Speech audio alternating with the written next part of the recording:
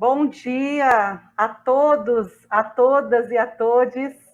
Vamos dar início ao importante evento que é uma realização da Secretaria Estadual de Direitos Humanos, em parceria com a Secretaria Estadual de Educação e também a AMUNES, que tem como objetivo demarcar os 15 anos da Lei Maria da Penha, que temos como mote Tempos de Resistência.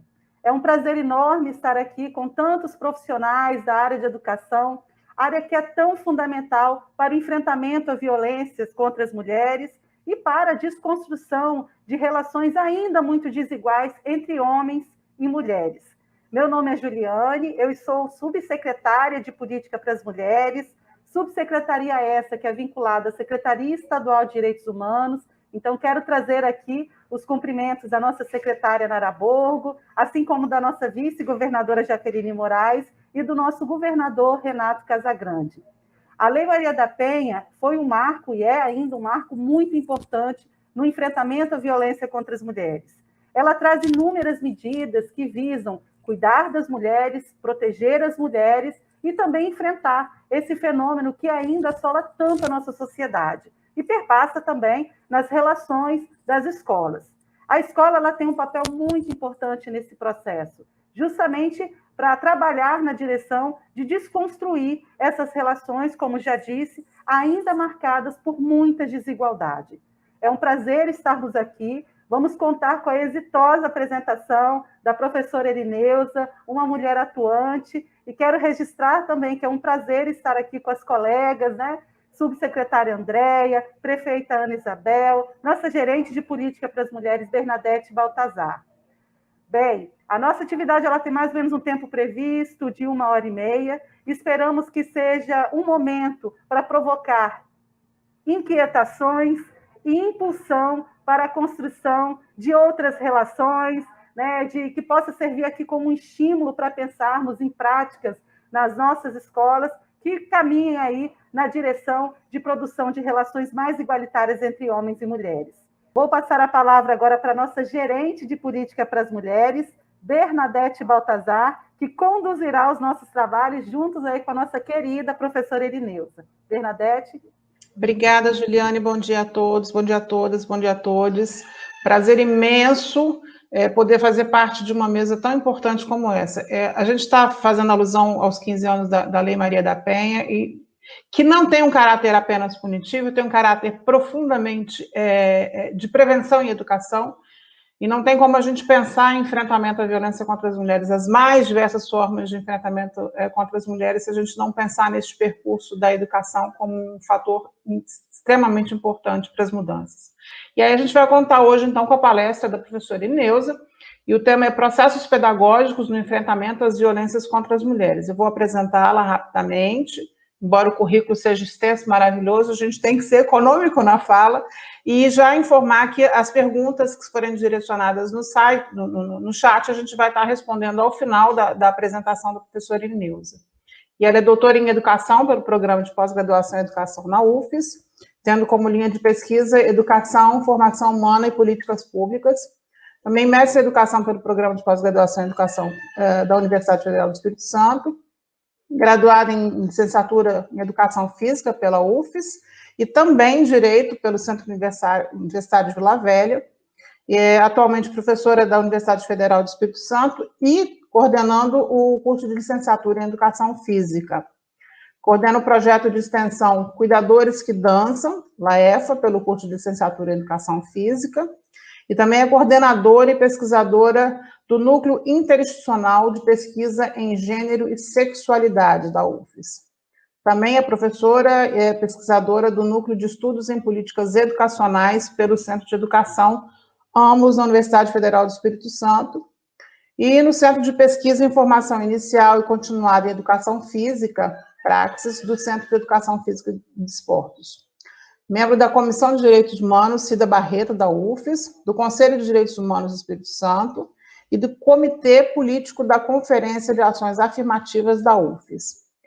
Tem experiência na área de educação, com ênfase nos seguintes temas: trabalho docente, formação docente, política educacional e estudos de gênero. E aí a gente vai contar agora com a palavra de Erineusa, nos abrilhantando com a temática proposta para hoje. Erineusa, a palavra é sua, e vamos aqui só absorver os conhecimentos.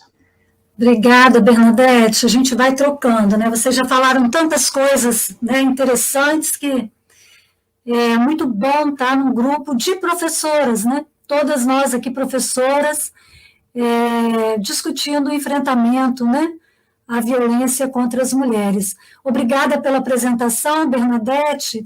O currículo acaba dizendo, né, um pouco de por onde a gente tem caminhado, e aí as pessoas conhecem um pouquinho a gente. E eu tenho estado, né, desde 2010 na UFES, mas fui professora da educação básica durante 15 anos, pelas prefeituras de Viana e de Cariacica. Hoje estou à frente, então, do NEP, como pesquisadora, no LAEFA, como extensionista e pesquisadora, no NUPEGES, como coordenadora, junto com a professora Elda Alvarenga, que inclusive está nos acompanhando aqui, e também tem a passagem pelo Praxis. E em todos esses, discutindo políticas públicas, discutindo as questões de inclusão, em especial as questões de gênero. Então, eu gostaria de iniciar cumprimentando vocês que estão, né, ali do nosso lado, no dia a dia, fazendo essa luta cotidiana, né? Cumprimentar a secretária de Estado de Direitos Humanos, a Nara Borgo, que não se encontra, mas em nome da subsecretária de Estado de Políticas Públicas, Juliane Barroso, eu faço. Também de você, Bernadette, que é, né, gerente da subsecretaria. Também gostaria de cumprimentar a professora Ana Isabel, que é prefeita atualmente, né, e também diretora, né, de políticas para as mulheres da AMUNES, a Andréia Guzzo, que a gente já teve em outros momentos, inclusive na CEDU, fazendo alguns enfrentamentos em relação a essa questão de gênero, e na pessoa cumprimentando a Andréia Guzzo, aproveito para cumprimentar o secretário de Educação, Vitor De Angeli, e também fazer uma menção a todas as pessoas que trabalham nesses espaços, né, técnicos, técnicas, professoras e professores que estão vinculados à CEDU, porque, de fato, as políticas públicas elas vão se materializar pelas mãos das pessoas que estão à frente, né, desses lugares. Então, vou pedir para colocarem os slides para a gente iniciar um diálogo a partir do que a gente vem estudando, né? Fundamentalmente por meio do NEP e do NUPEGES, mas fundamentalmente, e mais nesse momento, via NUPEGES, que é o núcleo que a gente tem coordenado e que foi por meio desse núcleo que a gente chegou até esse momento aqui. A gente fez uma reunião, né, para ver possibilidades de a gente estar estimulando um pouco mais as políticas públicas referentes às questões de gênero no estado do Espírito Santo, não só no município, né? E, portanto, isso gerou esse convite para discutir um pouco, pela passagem aí dos 15 anos da Lei Maria da Penha, discutir o processo pedagógico no enfrentamento às violências contra as mulheres. Então, um papel importante aí que a gente tem. Então, além de agradecer, eu gostaria de parabenizar a todos e todas e todos, então, por possibilitar esse momento acontecer, porque discutir e comemorar a existência da Lei Maria da Penha, que debuta, né, são 15 anos, é de fundamental importância, exatamente para que a gente consiga avançar. Em 7 de agosto de 2006, ela foi publicada, né, sob o número 11.340, chamada de Lei Maria da Penha, como uma referência ao que a prefeita Ana Isabel falou, né, a querida Maria da Penha Maia Fernandes, que foi vítima foi mais uma das vítimas, das tantas vítimas de violência doméstica. E ela, após sofrer 2 ataques realizados pelo marido, passou aí, num desses ataques ela acabou ficando paraplégica, né? E conviveu por quase 20 anos com a impunidade em relação ao seu marido. Né? Imagina o que é conviver 20 anos com esse medo, né? Quando finalmente ele foi punido, e a história da Maria da Penha é a história de milhares, né, de centenas de milhares de Marias, tanto pelo Brasil quanto pelo mundo afora. Mas fato é que a repercussão do caso da Maria da Penha foi tamanha que, fruto também de lutas de feministas brasileiras e de movimentos de mulheres no Brasil, o Centro de Justiça e Direito Internacional, o CEGIL, e o Comitê Latino-Americano do Caribe para a Defesa do Direito da Mulher, o CLADEM, que é um organismo extremamente importante, formalizaram uma denúncia à Comissão Interamericana de Direitos Humanos da Organização dos Estados Americanos. E, diante disso, o Brasil foi condenado internacionalmente, pela omissão que teve no caso. Foi condenado a pagar indenização, inclusive, para Maria da Penha. E foi responsabilizado por negligência, por omissão, em relação à violência doméstica no país. E, com isso, o Brasil finalmente cumpriu as convenções e tratados internacionais, do qual ele é signatário, e em 2006, então, criou a Lei Maria da Penha para que fosse proibido, né? Enfrentado, né? Fosse enfrentada a violência contra a mulher no âmbito doméstico. Eu vou pedir para passar os slides e iniciar dizendo o seguinte: é interessante a gente destacar nessa nossa fala um diferencial em relação à Lei Maria da Penha, pois essa lei ela foi uma proposição de feministas e dos movimentos de mulheres do Brasil. Nasceu, então, de uma articulação de base. Somente depois disso, desse movimento, é que foi parar no Congresso Nacional, e aí lá, obviamente, foi aperfeiçoada do ponto de vista jurídico e tal. Mas, então, ela teve um caminho diferente, né, das demais leis. E talvez por isso ela também se configure diferentemente, já que ela trouxe para o direito brasileiro uma forma não apenas de buscar uma punição, como as outras leis o fazem, né, para os agressores, mas também proporcionar meios de proteção e fornecimento de assistência para zelar os direitos humanos das mulheres.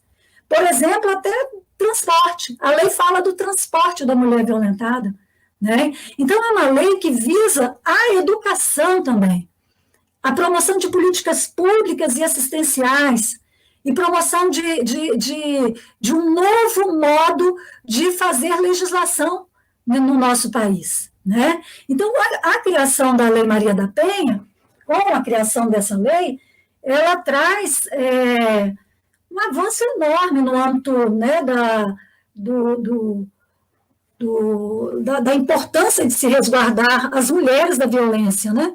E os benefícios trazidos pela lei foram muito significativos. E um dos principais, eu acho, né, que um dos principais avanços que trouxe grande benefício foi, por exemplo, a criação dos juizados de violência doméstica e familiar contra a mulher, que vai cuidar de forma mais séria, e obviamente séria, né? Todos os juizados, a ideia do juizado é um pouco essa, né?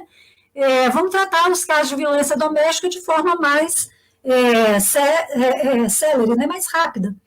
E um outro grande avanço, eu acho que foi a possibilidade de as vítimas requererem medidas protetivas de urgência, que é o caso de afastamento de lar, o caso de proibição de agressor se aproximar da vítima, enfim, entre outros, né? Mas essas medidas, eu percebo que elas buscaram assegurar a manutenção da integridade física, sexual, moral, psicológica e patrimonial da mulher, que são aí as violências, né, que estão elencadas lá na Lei Maria da Penha, salvo engano, no artigo 7º. Mas, obviamente, que existem, né? Apesar de todos esses avanços, é claro que existem aí vários, eu diria, várias ainda imperfeições, vou colocar entre aspas, né, porque são questões que a gente precisa ainda avançar na lei e que dificultam a sua efetividade. Uma questão, por exemplo, é o fato de, em alguns casos, ser necessária a representação da vítima, por exemplo.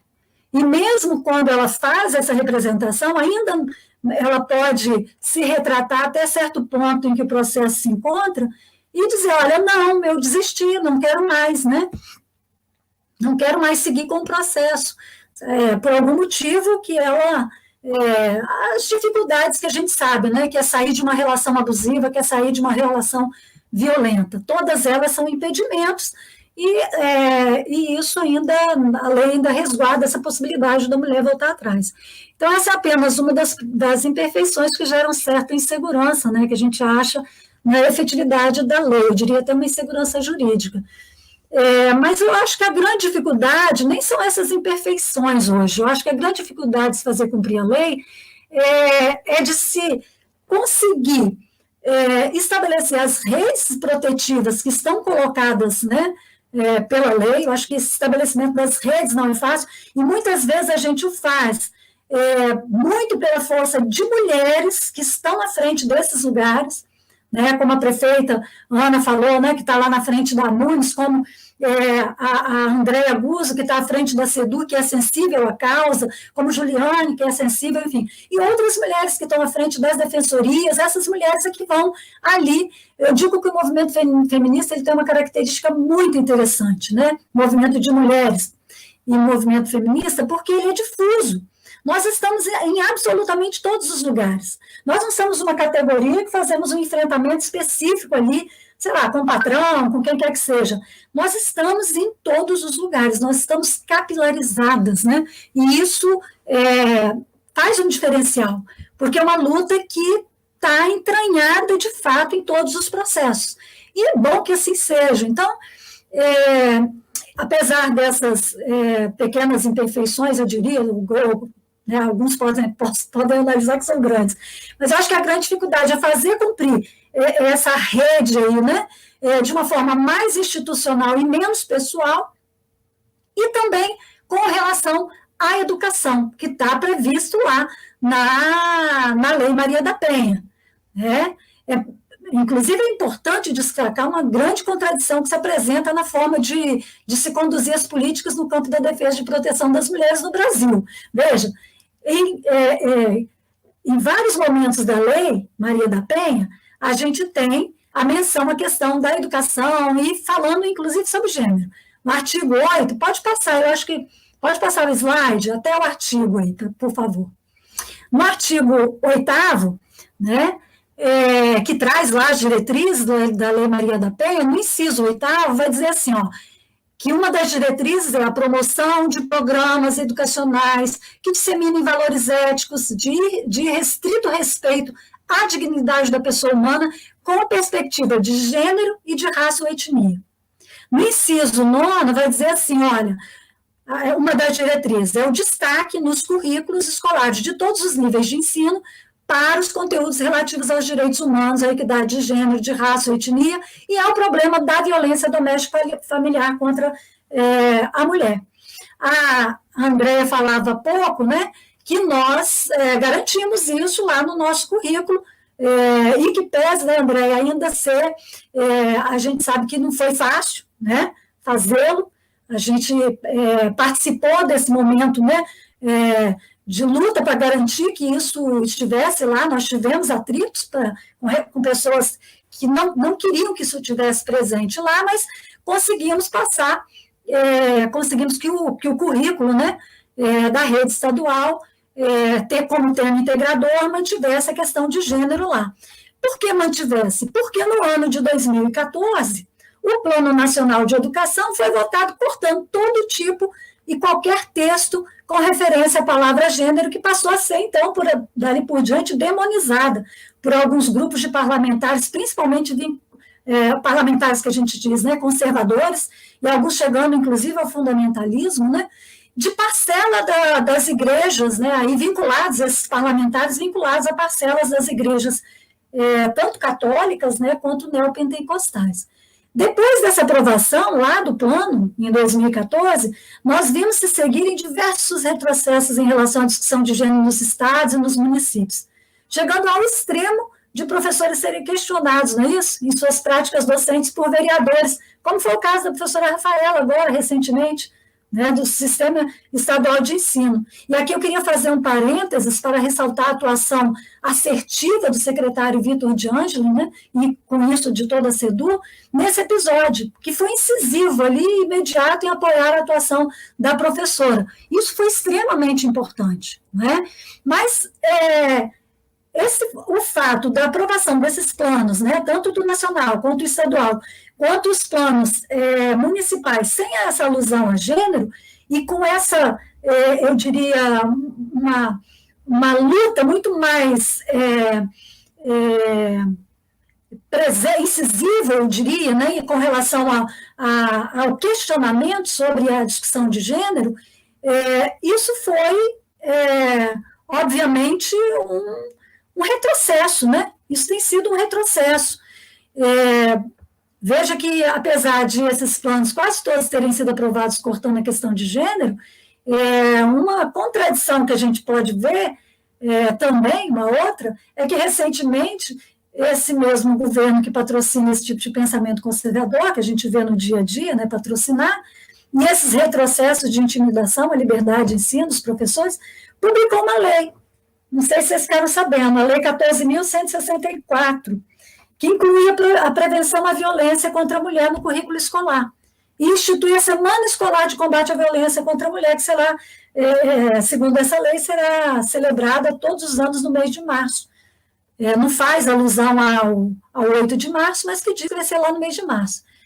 E aí a gente fica muito assim, né? O governo parece separar a questão do enfrentamento à violência contra as mulheres das questões mais amplas de gênero que dizem respeito às pessoas com identidades diferentes de cisgênero e de orientação sexual diferente da heterossexual.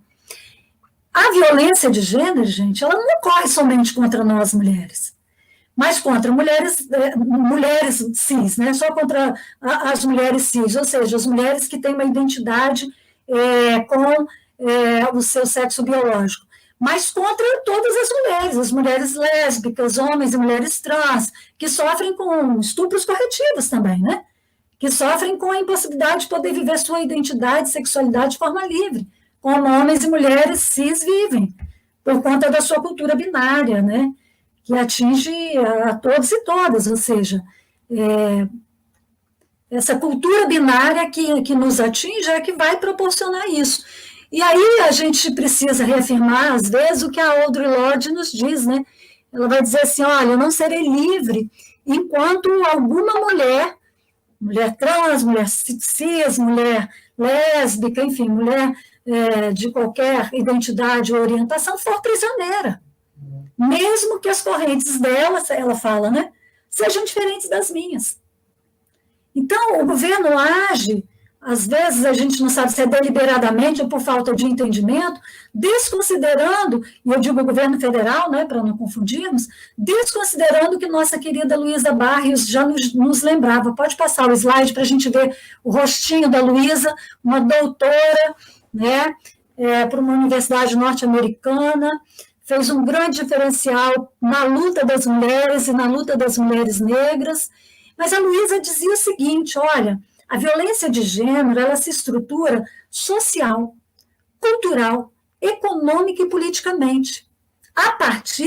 Ela se estrutura a partir de uma concepção de que seres humanos estão divididos, não é isso? Entre machos e fêmeas, correspondendo a cada sexo, lugares, papéis, status e poderes desiguais, seja na vida privada, seja na vida pública, na família, no trabalho e na política. Então, gente, não dá para falar de enfrentamento à violência sem questionar os pilares das desigualdades de gênero e os pilares da cultura patriarcal.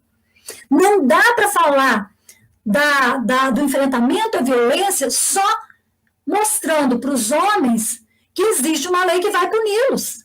Não dá para falar de violência contra a mulher só mostrando para as mulheres que elas têm uma lei que está do lado delas. Isso é importante? É muito importante. Mas a gente precisa trabalhar com a questão da humanização dos seres humanos.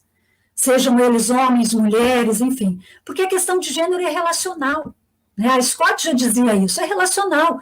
Nós, mulheres, nos tornamos o que somos porque também os homens se tornam o que são. E nos tornam também o que somos, e nós também. Então, há essa questão, né? A Luísa vai falar, nós precisamos questionar, porque é por conta dessa concepção de que seres humanos, né, correspondendo a cada sexo, a partir, aliás, da concepção de que seres humanos, correspondendo a cada sexo, lugares, papéis e status, é que essas dissimetrias ocorrem. Passa o slide, vamos passando, só para a gente ir vendo ali uma coisa bastante interessante, que olha só, a gente vê a taxa de frequência, esse slide é interessante, porque ele mostra para a gente a taxa de frequência escolar. A gente tem uma taxa hoje de mulheres brancas maior do que a de homens brancos. Nós conseguimos entrar. Aí eu vou fazer uma propaganda, olha, para vocês lerem o livro da professora Elda Alvarenga, Professoras Primárias, Profissionalização e Feminização do Magistério Capixaba. Esse livro é fundamental para a gente compreender como que aqui no estado do Espírito Santo houve a inserção de mulheres foi produzida e as mulheres foram entrando até o ponto da gente chegar hoje, né, a esse dado de 80% de mulheres brancas, 69,3% de mulheres negras. As mulheres ainda estudam menos, né, que as mulheres negras estudam menos que as brancas, mas se não fossem algumas mulheres que a Elga cita aqui, né, e algumas políticas citadas nesse livro, a gente talvez não estivesse nesse ponto. Veja que as mulheres negras se encontram quase que já equiparadas aos homens brancos. Os homens negros estudam bem menos, né, tanto quanto a mulher branca e negra do que o homem branco, né? Mas, pode passar o slide, isso não foi suficiente, né, para que a gente tivesse uma presença da mulher mais equitativa no mundo do trabalho. Olha, os setores com maior presença das mulheres ainda são setores que têm vínculo com o que a gente diria, o que a Luísa chama ali, né, de um estatuto, de um valor vinculado à mulher, que é o cuidado. A saúde, principalmente, né, no caso de enfermeiras, pediatras, menos na área de operação, na educação, né, nós temos, se a gente for olhar os secretários de educação que a CEDU já teve, a grande, imensa maioria foram homens. A gente é boa para dar aula, mas para assumir cargos a gente não é tão boa, né? Então, assim, a gente precisa repensar isso, né? Teve um ano, acho que foi de 2014, eu peguei uma foto do governo do estado, foi até para um material que a gente produziu para o Gênero e Diversidade na Escola, e nessa foto, de todo... eu não lembro como é que era aquelas... a produção daqueles planejamentos para 10, 20 anos, eu lembro como é que chamava, mas nele tinha foto de dos secretários, de todos do governo, só tinham duas mulheres. Acho que uma era da assistência, a outra eu não lembro de onde que era. Mas, vejam, pode passar o slide. Então, a gente é boa, a gente estuda muito, né? Mas a gente não é boa para ocupar cargos de diretoria, cargos de gerência, né? Olha ainda os homens com 62% desses cargos em relação a nós mulheres, né? E aí, pode passar também, isso vai, obviamente, impactar na diferença salarial, né? É uma diferença salarial muito substancial. Se a gente for olhar do homem branco para a mulher preta ou parda, é assustador, né? Porque essas mulheres pretas, principalmente, estão muito no campo do serviço, né? E serviço, muitas vezes, do doméstico, que só recentemente conseguiu ter sua carteira de trabalho, com os direitos de FGTS, etc. e tal, reconhecidos. Pode passar.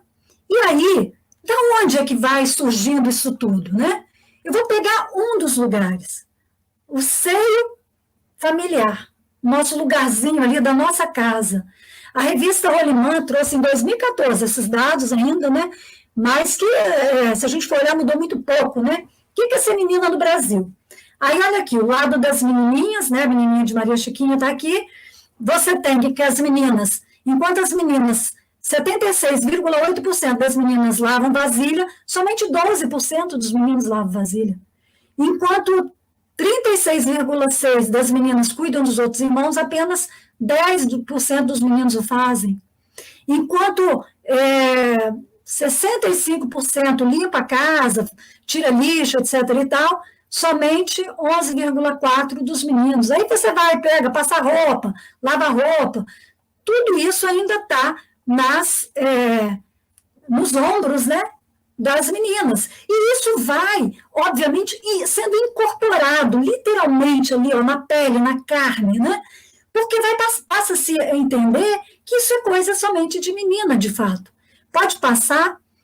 Aí, quando a gente vai para esse outro, a gente vê aí mais, né, efetivamente, eu trouxe ele porque ele mostra, né, as diferenças, como que é assustador. Nós estamos lá na casa dos 80, 76, 65, e os homens estão lá na casa dos 6. Se a gente não muda isso dentro de casa, também os nossos filhos vão passar a achar que, de fato, o trabalho doméstico, cuidar das crianças, o cuidado dos idosos, o cuidado da pessoa com deficiência, o trabalho com mulheres que são mães e familiares de pessoas com deficiência. Elas são a maioria delas são as pessoas que cuidam das pessoas com deficiência, não há outras pessoas. Quando um familiar seu adoece, quem é que cuida, né? Então, a gente precisa, nós mulheres, precisamos chamar mais, porque nós, querendo ou não, nós somos né, quem está nesse lugar de maior cuidado ainda, então também cabe a nós, além das políticas públicas, evidentemente, que são fundamentais, e, aliás, são as que conseguem fazer, né, uma chamada mais geral, mas ali, no pequenininho, nós também, é muito importante que a gente também faça a nossa tarefinha, né, do dia a dia. Então, é preciso a gente se apropriar do que a gente tem de legislação, que nos indica o debate da educação, né, de gênero nas escolas, para garantir que isso, de fato, aconteça na escola. Então, essa previsão da Lei Maria da Penha, né, de sabermos que a cultura patriarcal é incorporada por todos nós, né, é fundamental, né? Então, assim, essa previsão, na verdade, ela está dizendo para a gente, olha, gente, tem aí uma cultura que a gente precisa mudar. É tanto que ela fala em educação, ela fala em humanização também, não só pensando na mulher, mas pensando também no homem, né? E aí, gente, essa cultura patriarcal, ela é incorporada por todos nós, né? Na acepção de Bourdieu, ele vai falar, é incorporado como um arbitrário cultural. O que é isso, né? Ele vai dizer um princípio simbólico arbitrário, que se assenta o quê? Numa realidade dada como natural. Ela é dada como natural, mas, de fato, ela é criada sócio-histórica e culturalmente. Um exemplo, vamos pegar, ó, dizer que a mulher cabe o serviço doméstico e o cuidado, por exemplo, dos filhos, porque desde sempre foi assim mesmo em relação às mulheres, ou porque a mulher é que dá à luz e tem, então, aí a questão da sua maternidade, né? Ou dizer ainda que a existência de pessoas trans é antinatural, pois é antibiológico. Como pode, né, na cabeça dessas pessoas, como pode uma pessoa nascer com um sexo biológico e não se adequar a esse sexo? Né? Então, isso para essa pessoa, na cabeça dessa pessoa, isso é antibiológico. E aí dizem que essa coisa de gay, por exemplo, é coisa da modernidade, que é uma invenção de nós, estudiosas de gênero, enfim. Criam toda uma ordem aí de distorção, e aí vou fazer um parênteses antes de falar dessa questão da distorção, mas para dizer o seguinte, o debate de gênero, as pesquisas de gênero, elas colocaram uma lente diferente, pegaram óculos assim, igual a gente faz com a sociedade, para olhar a desigualdade, tem pobre, tem rico, classe A, B e C, os sociólogos, os estatísticos, enfim, não fizeram isso, pegaram uma lente, que antes ninguém olhava isso não. Aí pegaram uma lente e falaram, opa, pera lá, aqui tem pobre, aqui tem isso. A gente fez a mesma coisa. As mulheres que nos antecederam, e Juliane fez muito bem isso, né, lembrando de todas as mulheres que nos antecederam e agradecendo, elas pegaram uma lente diferente, colocaram no olho para enxergar, olha, isso aqui já existe, como é que a gente trata isso? Se a gente pegar um livro aí de Platão, O Banquete, ele é de 400 anos antes de Cristo. Platão já falava disso, da questão da homossexualidade. Então, não foi invenção. Gênero esse termo só passou a existir lá em 1950, 60, por aí que começou a se constituir. Então, não foram as estudiosas de gênero, nem o debate de gênero que criou e que estimula gay e lésbica a existir, não. Essas pessoas existem. Essas pessoas estão na sociedade. Assim como há pouco tempo atrás, né, até 1500, 1800, de 1500 até 1800 e final dos 800, a gente não via as pessoas negras, né? Aí precisou colocar uma lente, e hoje a gente ainda não vê, né? É preciso dizer isso, né? Hoje ainda há uma invisibilização. Então, o que a gente faz é pegar esses óculos e colocar uma lente nova para enxergar essa sociedade na sua mais, vou chamar de real realidade, se isso é possível, essa redundância. Mas é isso, né? Então, essas distorções, né, que são criadas, seja com base na natureza biológica ou na religiosidade, elas se fazem para sustentar a ideia de que o que existe na realidade concreta, isso que a gente falou, né, a existência de pessoas trans, gays, lésbicas, e a existência de mulheres que não desejam ser mães, a existência de mulheres que desejam trabalhar fora, ou até aquelas que desejam ter em casa, está em desconformidade com um modelo que foi colocado, com um padrão que foi colocado. E então, se esse padrão existe, é preciso controlar as pessoas dizendo que esse padrão existe, que se ela vai de encontro a esse padrão, ela está, né, se chocando com esse padrão, e se chocando com esse padrão, ela não está de acordo com a sociedade. Os fatos, então, gente, reais, são arbitrariamente, segundo Bourdieu, modificados, criados em relação ao que de fato existe socialmente, e, segundo Bourdieu, com o objetivo de dominação. É evidente, né, que a dominação é um requisito para quê? Para que vocês imaginam que a dominação existe? Para exploração, né? Exatamente para exploração. E aí a gente não pode deixar de falar de uma simbiose muito importante, porque se a gente quer combater também a questão do sexismo, né, do machismo, do patriarcalismo, nós temos que entender que há uma simbiose desses elementos, dessas dimensões, com a dimensão da questão étnico-racial, porque sem pensar a questão da mulher, sem pensar que existem mulheres negras nesse processo, também é ficar capenga, né, é não conseguir resolver, e também o sistema capitalista, que é um sistema, como foi o feudalismo, como foram os outros sistemas, e que será superado fatalmente, precisa ser superado para a gente conseguir avançar, porque ele se sustenta dessa exploração que a gente falava. Então, é impossível fazê-lo sem a gente, de fato, chocar com esse padrão, né, com esse sistema aí de organização sociopolítico. Então, a gente sabe, por exemplo, que, de fato, a questão dos papéis sociais são uma construção que vemos serem realizadas, né, de forma diferente em outros lugares, não é isso? E a gente pode fazer diferente. Eu acho que é isso que eu não lembro quem falou da desconstrução. Então, assim, é preciso desconstruir. E o controle que a gente fala, ele é uma tentativa sempre e constante, e tem que ser assim. Por quê? Porque as pessoas vazam, as pessoas furam esse processo, elas saem disso, né? Então, quando a gente fala, quando a gente olha para o que está ocorrendo no Afeganistão, né, eu acho importante falar disso, com o domínio agora do Talibã, é possível ver com maior evidência esse princípio que a gente está falando aqui. Se diz que as mulheres não podem sair das ruas, não podem estudar, exercer profissões. Aliás, não só dizem, como elas são apedrejadas, né, pela lei do Talibã em praça pública.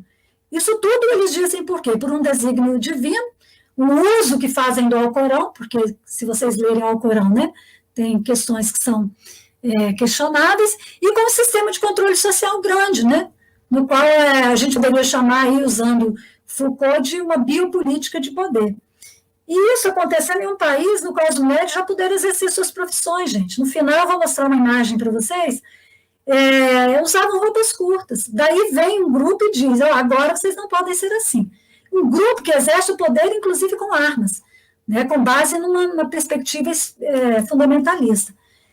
Então, gente, como disse Simone de Beauvoir, né, nós nunca devemos nos esquecer que basta uma crise política, econômica ou religiosa para que os direitos das mulheres sejam questionados. E esses direitos não são permanentes, segundo ela. Você terá que manter-se vigilante durante toda a sua vida.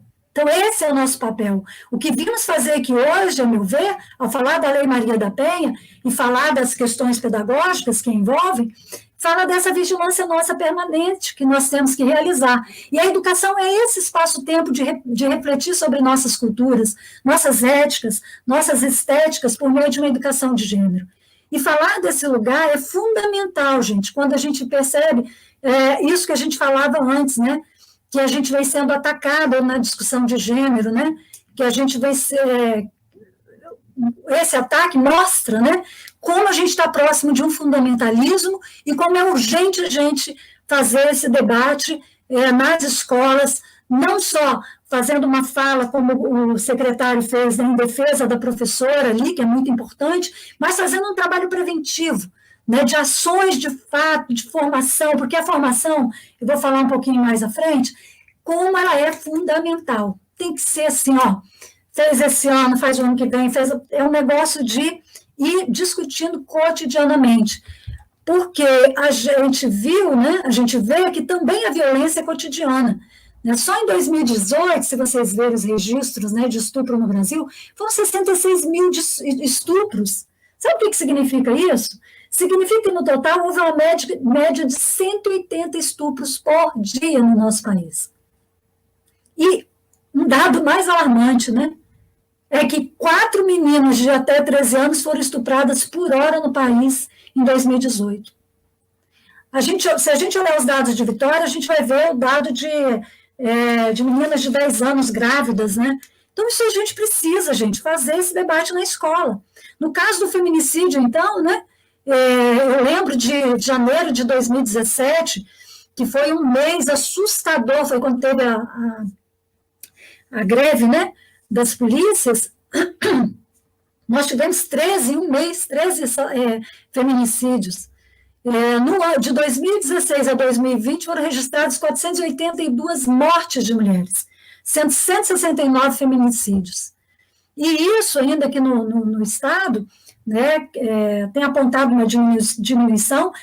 A Lei Maria da Penha também, aliás, desde que a Lei Maria da Penha surge, é apontada uma diminuição em relação às mulheres brancas, né, de 10% do nível de feminicídio. Em compensação, nas mulheres negras aumentou, e a gente precisa discutir isso. Outro dia nós fizemos um debate, eu não vou chamar esse debate para cá, mas é um debate importante de se fazer, porque as mulheres negras, ao contrário de diminuir, aumentou o número de feminicídio contra elas, né? E esses dados são importantes serem destacados, pois demonstram a finalidade última de se discutir, de cumprir a Lei Maria da Penha, de se discutir gênero, né, na escola, promover uma educação de gênero. Então, eu vou voltar um pouquinho aqui na Luísa Barros, quando ela diz, né, que é a partir da concepção de que seres humanos são divididos entre machos e fêmeas, para dizer, e de que cada macho e fêmea, esse lugar binário, corresponde sexo, o papel, aliás, né, que cabe a cada um, o estatuto, os poderes desiguais, a vida privada, enfim, né? Tudo isso. Desculpa, é porque chegou alguém aqui em casa e está me chamando a atenção, porque eu estou sozinha. A pandemia promove isso, né? A gente está de casa e as coisas estão acontecendo, não param, né? Então, eu diria assim, olha, a gente, então, com essa fala da Luísa Barros, né, de pensar que essa separação, esse binarismo aí entre machos e fêmeas que vai fazer com que a gente mantenha essa cultura patriarcal, essa lógica de binário que faz isso. Então, é por isso que nós precisamos ter uma educação de gênero, porque na medida que essa lógica binária, né, coloca diferentes papéis, diferentes lugares para as mulheres, sejam elas trans, pessoas trans, de orientação sexual diferenciada, essas pessoas possam ser compreendidas como inferiores e tratadas socialmente e culturalmente como tal, haja visto o que a gente apontou aí com relação ao mundo do trabalho. E sendo inferiores, podem realizar os trabalhos menos valorizados, no caso, por exemplo, da mulher negra, né, isso ainda é mais aviltante, e em grau mais profundo, o seu corpo pode ser violado e controlado. É meu, eu posso, né, matar, eu posso estuprar, eu posso, enfim. Então, nossa tarefa como professores e professoras é o quê? É desnaturalizar essas questões. desigualdades do campo da natureza e demonstrar que são frutos de uma construção e organização social e cultural. Nós não somos inferiores por natureza, como diziam, inclusive, os cientistas do século XIX, né, que a gente tinha um cérebro menor e por isso era inferior. Hoje a gente sabe que não é, né? Foi duro o processo, né? E nós, como professores, né, essa questão me bateu lá em 2014, 2016, quando eu comecei a fazer meu doutorado. O que a gente tem realizado sobre a educação de gênero nas escolas? Eu tinha recém saído da coordenação, inclusive junto com a minha companheira aguerrida, Elda, de novo, né, a gente está sempre junto, acho que desde a década de 90, né, a gente faz trabalho juntos, mas a gente esteve à frente da coordenação do curso da Política Pública Gênero e Diversidade na escola.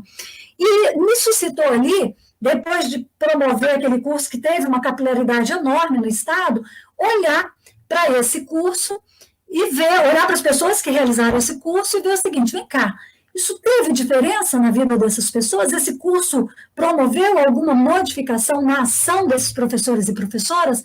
E aí a gente foi lá olhar. Aí eu vou pedir para passar o slide.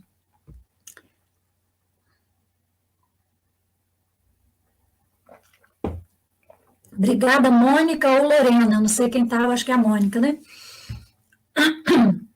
Então, aí, fruto do doutoramento, nós recentemente lançamos esse livro, foi a partir daí que a Juliane Barroso me chamou para falar aqui hoje um pouco com vocês, para conversar um pouco com vocês, porque nesse livro a gente traz, então, o livro se chama... deixa eu pegar aqui, porque a tese tem um nome, gente, o livro tem outro, né? O Movimento Pedagógico de Gênero nas Escolas, o que e como fazem as professoras. Então, é bem isso que eu busquei saber, o que elas estavam fazendo e como estavam agindo nas escolas. E busquei um olhar que ele fura um pouco aquela visão que geralmente a gente vai para a escola, de buscar o que não está acontecendo. Não está acontecendo isso, não está acontecendo... Não, eu queria saber o que de fato elas fazem e como fazem. E aí a gente usou uma metodologia muito interessante, né, que é perceber tanto aquilo que fica marcado, cunhado, né, que está ali, mas também o que vai vazando, aquilo que as professoras vão fazendo de forma a vazar, inclusive algumas perspectivas colocadas pelas próprias escolas, né? E aí, o que eu vou compartilhar aqui com vocês são as questões desse meu estudo. Eu vou pedir para passar o slide. Nesse estudo, a gente fez um survey que foi enorme, foi com 500 e poucas, na verdade, ele foi lançado para 500 e poucos, que eram os participantes do GDE, e a gente teve 126 professoras que responderam. No survey, 78% dessas professoras diziam realizar ações de gênero. Quando a gente vai para o grupo focal, que a gente pega desses 126, nós pegamos 59 professoras, e alguns professores, acho que foram 4 professores, desse grupo, do grupo focal, quando a gente vai explicando melhor esses fazeres, isso aumenta para 80%, quase 84%. Então, a gente via na época que existia, que estava acontecendo ali o que a gente chama de movimento pedagógico de gênero. O gênero entrou na escola, ele está na escola, ele está no currículo, né? Em que pese não está no plano nacional, ele está na BNCC, quando fala da diversidade, em que pese a BNCC também ter retirado a palavra gênero, mas está lá, diversidade, enfrentamento à violência, tem uma série de coisas que suscitam esse debate. Como é que é o nome? De 97, a DCM de 97, os PCMs de 97 não caíram, eles continuam vigentes, né, em que pese a BNCC, e lá diz dos temas transversais, apesar da BNCC não trazer os temas transversais de gênero como uma questão. A gente viu, por exemplo, que no currículo da rede estadual trouxe como tema integrador, que na verdade, né, são chamados temas, como em alguns chamam, né, de temas transversais. Enfim, O fato é que 78% no survey respondeu que fazia ações de gênero na escola, quanto 84% dizia como que fazia, de várias formas, né? De uma forma que eu chamei otimista articulista, essa forma otimista articulista é aquela professora ou aquele professor que não só trabalha gênero na sua aula, mas articula isso com a escola, articula com o diretor, com a comunidade, com a diretora, com a pedagoga, estabelece relações com outros professores, cria projetos na escola, né? Uma coisa mais ampla, que, salvo engano, foi o que aconteceu com a professora Rafaela, não à toa que a escola toda veio, né, à sua defesa, para discutir a questão de gênero. Então, essas professoras otimistas articulistas, elas vão contando, e é muito interessante no livro, vou deixar isso para vocês lerem no livro, fazer propaganda aqui, mas elas vão contando, né, como que elas articularam isso com a comunidade, como que algumas escolas, o IFES, então, por exemplo, como que o IFES, por conta da carga horária também, né, porque é 20 horas na sala de aula, 20 horas fora, são 40 horas, né, que a professora fica na escola, tem um tempo integral aí na escola, dá esse tempo para ele poder se articular também com a comunidade. O IFES, tanto de São Mateus quanto de Linhares, são polos de formação da região norte. Então, a CEDU também fica atenta aí, eu estou chamando a atenção, porque os IFES lá, eles estão trabalhando com formação também para as escolas lá, sejam de prefeituras ou com professores extremamente bem formados. Tem a Poliane do IFES de Linhares, que é uma professora fantástica nesse debate. E isso se capilarizava lá por todas as escolas. Mas eu não queria olhar só essas pessoas que estavam fazendo tudo abertamente. A gente queria saber também de outras formas de agir. E a gente encontrou também o que a gente chamou de ações silenciosas individuais. É aquele professor e aquela professora que não quer se mostrar muito para a grande maioria, né? Me colocar aqui que nem todo mundo sabe o que é um survey, né? Desculpa, o survey é um questionário feito no Google Forms, ele é bastante quantitativo, né? Ele é mais quantitativo do que qualitativo, mas é uma técnica, né, de pesquisa, eu chamo de uma técnica de pesquisa, a Elda me corrige se eu estou errada, mas é uma técnica que ajuda a gente a olhar um grande quantitativo, o pensamento de um grande quantitativo. O grupo focal já é uma reunião de um grupo menor, né? E a gente fez vários, nós fizemos 16 grupos focais por todo o estado, nós fomos em Nova Venécia, nós fomos a Colatina, a São Mateus, a Linhares, fomos a Conceição da Barra, a Aracruz, São Domingos não, fomos a Domingos Martins, fomos a Venda Nova do Imigrante, fomos a Afonso Cláudio, enfim, fomos a vários lugares e fizemos reuniões com esses professores. E nessas reuniões aí é lançado, né, uma questão e as pessoas vão falando sobre. E aí depois essas falas são analisadas e a gente então vai vendo, olha, ela falou no início aqui que não realizava, mas ela disse que na aula dela, ela faz, quando ela vai falar da história, por exemplo. Quando ela vai fazer a quadrilha, por exemplo, que sobra menino e menina, que ela, então, coloca menina com menino, que vai quebrando um pouco esses padrões, né, de só poder dançar menino com menina, como se o corpo tivesse uma separação ali que não pudesse se encostar. Enfim, então as professoras vão mostrando ali como que elas vão realizando, e é bonito de ver, sabe? É maravilhoso ver, porque às vezes a gente acha que não está acontecendo, a política não está andando, enfim, mas a política está andando, né? O que a gente tem que tomar cuidado agora, eu vejo, é com essa questão das obstacularizações que a gente está vivenciando, esse momento agora que a gente precisa tomar cuidado. A pesquisa que eu fiz, ela foi em 2016 e 2017, eu fechei ela no final de 2017, né? Então, a gente estava no auge dessa coisa toda, né, de gênero. E essas ações, então, são bastantes, interessantes, são bastante interessantes, porque elas vão mostrar que a política está existindo. Né? As professoras dizem assim, e aí, só para finalizar aqui, eu quebrei para falar da questão do survey, só para finalizar aqui a pessimista impotente. Somente 3 professores e professoras ficaram nesse lugar aí de dizer, eu não faço porque minha diretora não deixa, eu não faço por conta daquilo, eu não faço por conta... Enfim, como diz o Sartre, né, o inferno são os outros. Não porque os outros são o inferno na minha vida, mas porque os outros denunciam aquilo que eu não estou fazendo.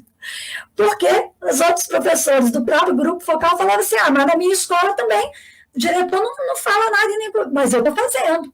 Né? Mas na escola tem um pai assim, mas eu estou fazendo. Então, assim, no grupo focal foi muito interessante isso. E o mais interessante disso tudo é saber que essas ações são, antes de mais nada, ações que têm relação com a empatia dos professores aos estudantes, né?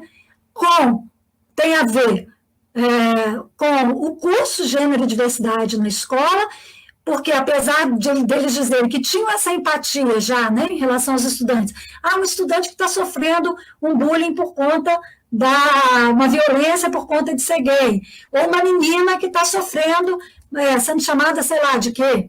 Então, tem essa empatia dos professores, mas os professores e professoras que fizeram o curso Gênero e Diversidade vão dizer o seguinte, olha, antes, quando chegava a determinado debate, eu parava. Agora, eu consigo ir além, eu tenho argumento. Então, para que serve a formação? E aí a gente está estabelecendo esse primeiro contato com a CEDU, né, e com a Secretaria de Políticas para as Mulheres e a Secretaria de Direitos Humanos, nesse sentido de dizer, olha, eu estou falando em nome de Erineusa, mas tenho certeza que a Universidade Federal, né, ela pensa assim, a Universidade Federal está para dar esse apoio, não como alguém que, né, vou lá ensinar, não, mas como propiciar esses lugares de troca, esses lugares de conhecimento, esses lugares de debate, porque é a partir desses lugares de debate e do que a gente chama de formação, de autoformação, de formação participativa, é que a gente vai avançar. E percebemos também, né, uma questão interessante, a gente precisa estar envolvendo os movimentos sociais também. Porque em todos os momentos e falas, a gente percebeu que essas ações dos professores e professoras não são ações aleatórias. Elas, direta ou indiretamente, elas se construíram em relação, eu diria, dialética, né, com os conhecimentos históricos, obviamente, emergidos dos movimentos sociais, né, da Simone de Beauvoir, da Scott, Zacimba Gaba, de todas essas mulheres, né, Maria Filipa, de todas as mulheres lutadoras já que passaram, né, pelo movimento de mulheres, com todos esses conhecimentos históricos emergidos desses movimentos sociais, mas também dos estudos feministas e de gênero. Então, é preciso aprofundar. Né? Também das novas mídias sociais, né, que estão aí formando as nossas novas gerações, as nossas meninas, das formações advindas das políticas públicas, né, dos movimentos sindicais e das associações científicas e da educação. Aproveitando que a CEDU está aqui, um curso que foi dado lá pela CEFOP, nos idos de 2014, por aí, que depois mudou o governo, né, todo aquele planejamento caiu por terra, mas até, acho que antes de 2014, as professoras citavam a política do CEFOP, né? Poucas, mas houve a citação. Então, você vê que a política, ela quando ela é ampla, ela é importantíssima, né? Ela é importantíssima de ocorrer. E aí, mais recentemente, né, junto com o UNOPEGES, coordenado por mim pela professora Helda, nós tivemos vou chamar de curiosidade acadêmica, né? De pesquisar, vem cá, tá?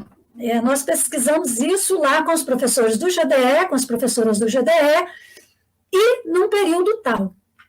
Depois de 2019, nós passamos a ter um governo que tem um discurso, né, aí bastante acirrado, né? O discurso da chamada, eu falo, falácia, né, da ideologia de gênero, e isso, querendo ou não, tem adentrado as nossas escolas. E a nossa intenção era ver como é que isso estava adentrando as escolas.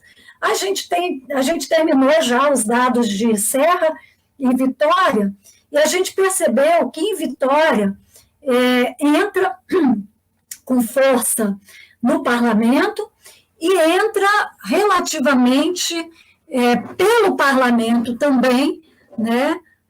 Tem afetado algumas escolas, não são todas, mas tem afetado algumas escolas.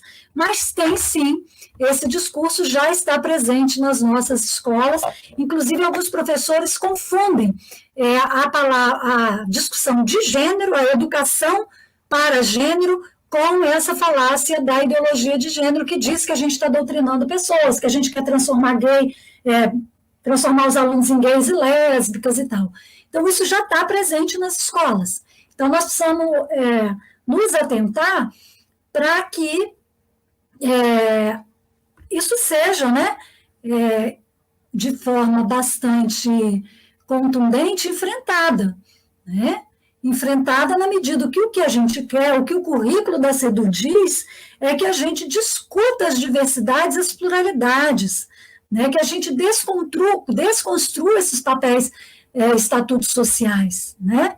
Vinculados às mulheres, vinculados às pessoas trans, mulheres lésbicas, etc. e tal.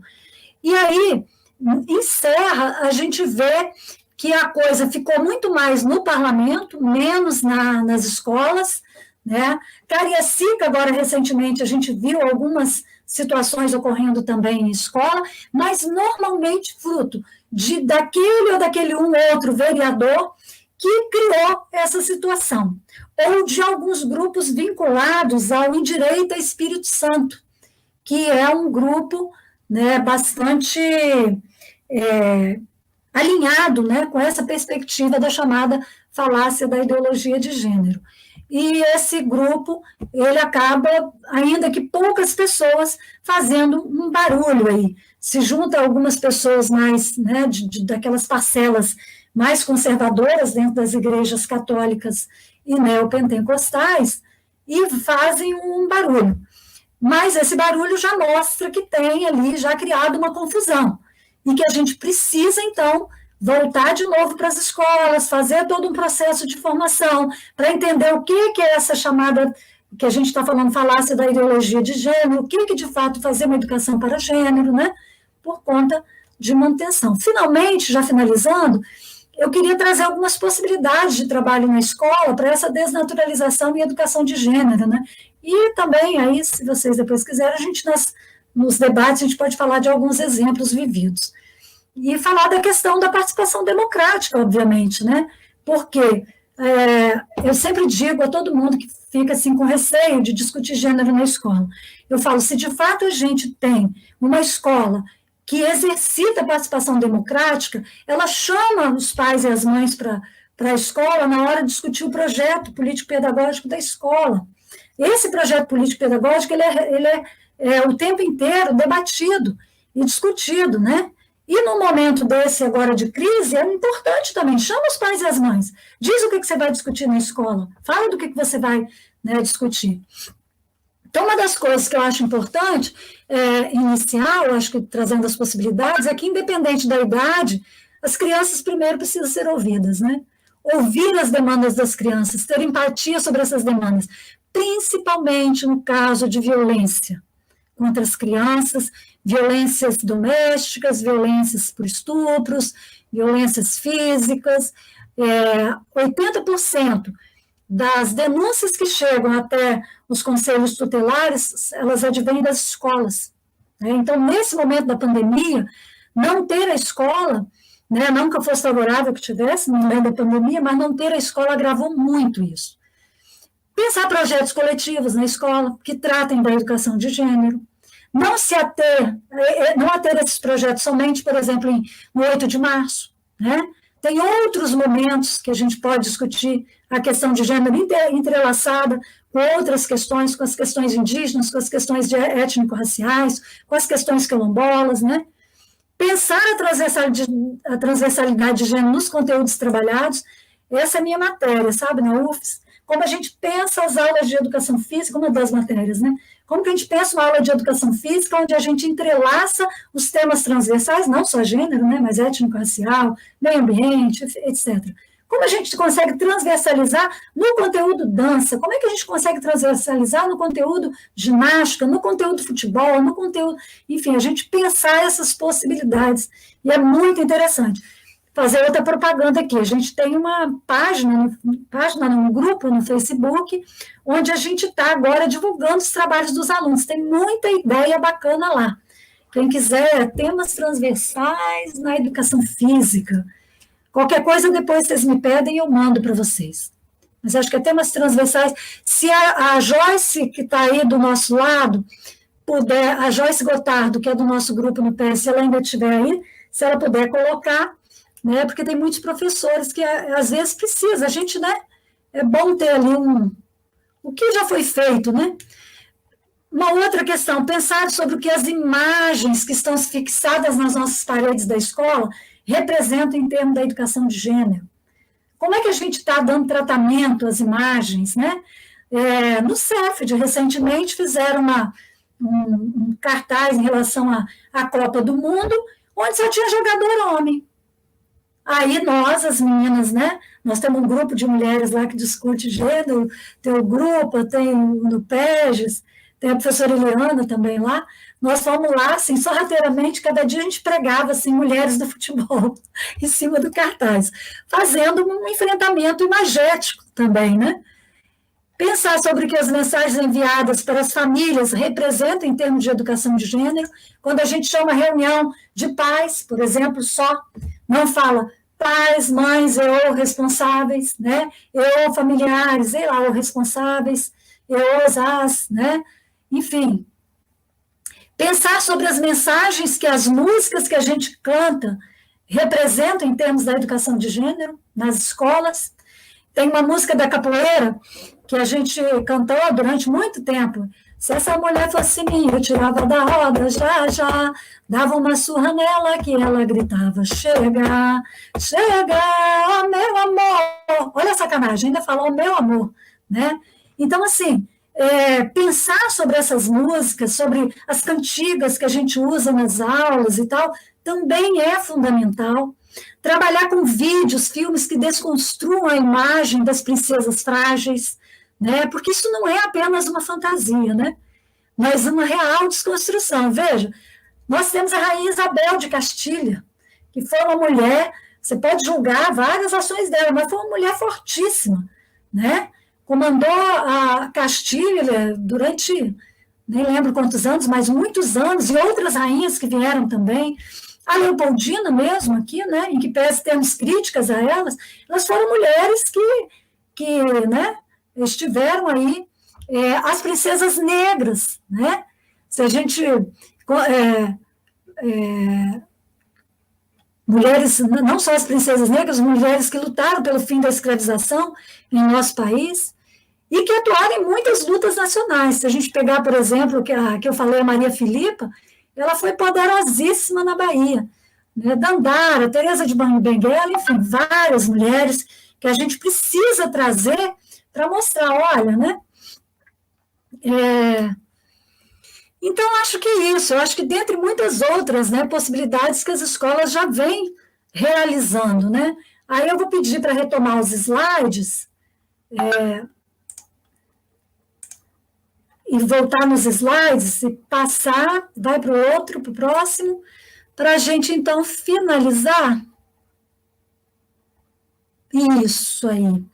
Então, a nossa fala, né, final aqui, a gente retoma a frase de Simone de Beauvoir, né, que diz que nunca se esqueça que basta uma crise política, econômica e religiosa para que os direitos das mulheres sejam questionados.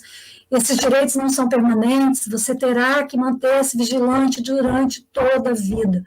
E ao final da minha fala é um convite, né? Um convite a cada um e cada uma que está aqui, homem, mulher, mulher branca, mulher negra, mulher lésbica, homem gay, mulher e homem trans, enfim, a todos e todos e todes que estão aqui para a gente lutar, enfrentar esse momento que nós estamos vivendo de negação da luta, né? De negação do machismo como constituinte cultural na nossa sociedade, do patriarcalismo, enfim, porque nós estamos num momento muito difícil, não só no Brasil, como no mundo, né? Pedir as meninas para passarem os slides, né? Onde a gente tem, né? Veja, no Brasil não está acontecendo isso, mas se a gente continuar do jeito que a gente está, negando as evidências, né? E disfarçando as aparências, é isso, gente, a música. Se a gente continuar fazendo isso, é aí que nós vamos chegar. Porque olha as mulheres em Cabu, né, no Afeganistão, 1970. Estavam de mini saia, lindas, né, indo trabalhar, eram médicas, advogadas, né. Em 2011, essa foto é do Paquistão de 2011, hoje imagina, né, que tomou novamente o poder, como é que não será, né, a gente já tem recebido aí notícias de uma violência exacerbada, principalmente sobre mulheres e meninas, né.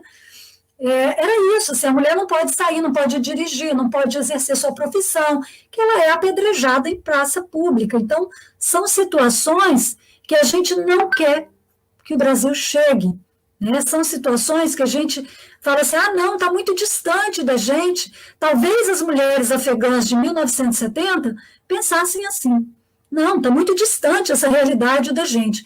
Mas foi através de milícias, né? Foi através de uma tentativa de golpe de países externos dentro do país, foi através de uso da religião, e não da religião em si, né, do uso da religião para a conquista do poder, foi através de uma série de outros aí condicionantes que chegou-se aonde se chegou. É um exemplo para a gente não seguir, porque pessoas sofrem, principalmente mulheres e meninas. Então, o que a gente conclama é para que a gente, nesse momento, tenha a coragem necessária e se encha de argumentos para poder manter o debate de gênero nas escolas, seja da forma silenciosa, individual, lá na sua aula, no pequenininho, seja de forma otimista, articulista, trabalhando lá, né, com toda a escola, enfim, mas que a gente não deixe, que a gente não deixe que as rosas, né, sejam cortadas, não é assim? Ainda que a gente acredite que mesmo que cortem todas as flores, a primavera sempre virá. E assim eu encerro minha fala, deixando meu e-mail no próximo slide, para quem desejar continuar o debate com a gente. E aí o meu e-mail está aí, mas eu estou aqui em nome do NUPEGES, que é o Núcleo, né, Interinstitucional de Estudos de Gênero e Diversidade, e sexualidade, digo, mas a gente é o contato nesse momento com o núcleo, tá bom? Muito grata, obrigada por esse momento e fico aí à disposição de vocês para os debates que porventura vierem.